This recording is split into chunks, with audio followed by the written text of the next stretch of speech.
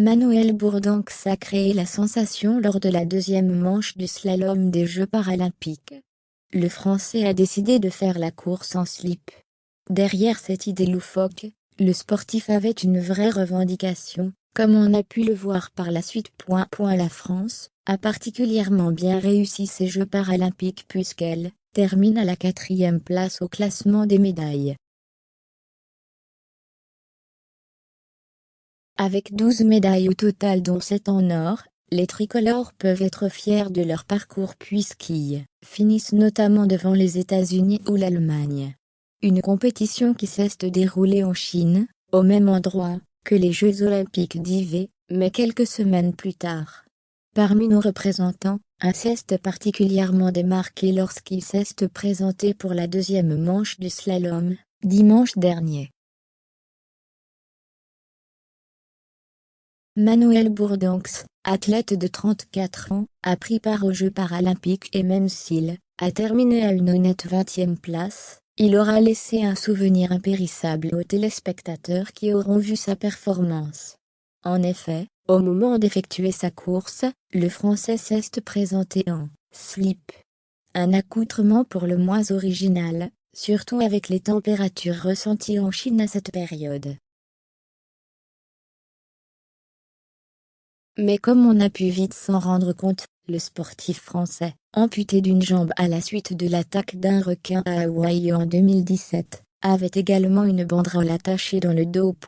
Après la fin de la course, il a déroulé la fameuse banderole, et on a pu y lire, en anglais, la question suivante. Est-ce que nous valons moins? Une façon d'interpeller sur la différence de traitement, notamment médiatique, entre les athlètes olympiques et paralympiques.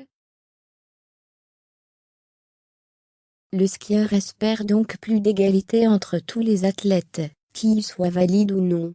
Espérons pour Manuel Bourdanx que son message sera entendu à l'avenir, et notamment pour les prochains Jeux olympiques, qui se dérouleront en 2024 à Paris. Les JO auront beaucoup fait jaser cette année, en raison des restrictions sanitaires très importantes imposées par la Chine, et qui ont exaspéré plusieurs athlètes.